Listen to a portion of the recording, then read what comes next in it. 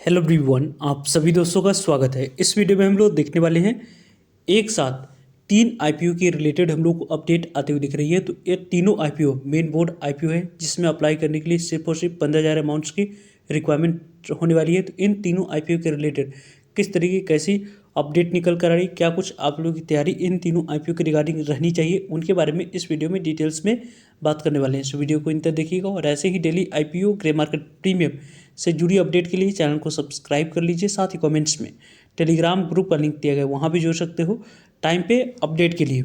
First of all, किसी भी company की आईपीओ लाने के लिए यदि हम लोग बात करें तो यहाँ पे कंपनी की जो आईपीओ लाने की प्रोसेस होती है तो वो पहले तो बैंकर्स आप लोगों को डिसाइड किया जाता है कि कौन से लीडिंग बैंकर्स होंगे जो इस आईपीओ को मैनेज करेंगे। तो उनके द्वारा पहले बैंकर्स अपॉइंट की जाती है और उन सभी बैंकर्स के द्वारा डीआरएचपी तैयार किया जाता है और उस डीआरएचपी को यहाँ पे सेबी के पास फाइल करी जाती है। और सेबी के पास फाइलिंग के बाद की बात करें तो वहाँ पे आपको जैसे ही 2 से 3 महीने की बात करें या लगभग आपको 1.5 महीने से लेकर 2 महीने तक लगभग टाइम लेकर सेबी अप्रूवल देती है। और उस अप्रूवल के बाद यहाँ पे आईपीओ हम लोग को आती हुई दिखती है। तो सेबी के द्वारा जो अभी लेटेस्ट न्यूज़ निकल कर आ रही है कि 3 मेन बोर्ड आईपीओ की सेबी की तरफ से आप लोगों को अप्रूवल मिलते हुए दिख चुकी है। यानी कि कभी तीनों आईपीओ की आप बात करें तो यहाँ पे आईपीओ आते हुए दिख सकती है। क्योंकि यदि हम लोग बात करें तो इन तीनों आईपीओ के रिलेटेड हम लोगों ने आज ही के डेट में डीएचपी से रिलेटेड आप लोगों को अपडेट कर दिया गया था ट्विटर पे। अभी तक आप लोगों ने ट्विटर नहीं ज्वाइन किया है तो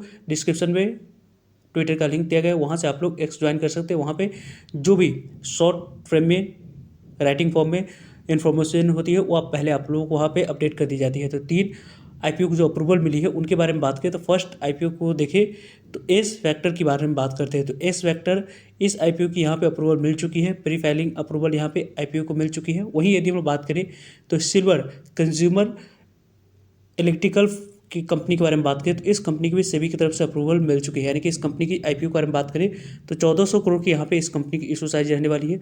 और वही यदि हम लोग बात करें तीसरे कंपनी की तो तीसरे कंपनी में आप लोग देख सकते हैं कि स्टील इंफ्रा सोल्यूशन कंपनी, इसकी यदि हम लोग बात करें ऑफर फॉर सेल यहाँ पर रहने वाली 1.42 करोड़ की बात करें तो ऑफर फॉर सेल रहेगी। 96 करोड़ की बात करें फ्रेश इशू यहाँ पे हम लोग को इस आईपीओ की बात करते हैं। तीनों आईपीओ में से जो पहले आपको आईपीओ के बारे में बात करें तो एस वेक्टर की बात करते हैं तो एस वेक्टर भी आपको यहाँ पे काफ़ी न्यूज़ में रहने वाली है। आपको आने वाले समय में इस कंपनी के बारे में बात करें तो यहाँ पे स्नैपडील की सबसे आने वाले समय में इस कंपनी में किस तरीके कैसी मूव दिखती है वो इंपॉर्टेंट रहेगा देखना। साथ साथ सिल्वर कंज्यूमर इलेक्ट्रिकल्स की बात करते हैं, यहाँ पे भी आप लोग अच्छी मूव की एक्सपेक्टेशन रहेगी। ग्रे मार्केट प्रीमियम यहाँ पे वैल्यूएशन अच्छी रखी जाती है तो आपको डिमांड्स देख सकती हो। और स्टील इंफ्रा सोल्यूशन के बारे में बात करें तो इसकी भी यहाँ पे अप्रूवल मिल चुकी है। तो इन तीनों आईपीओ में से 2 आईपीओ के बारे में बात करें तो एस वेक्टर और सिल्वर कंज्यूमर इलेक्ट्रिकल्स की बात करें दोनों फोकस में रहेगी। तो इन दोनों आईपीओ के रिलेटेड आप लोगों को टाइम पे सभी अपडेट मिलते रहेगी, इससे जुड़ रहेगा ताकि आप लोगों तक अपडेट पहुँच पाए।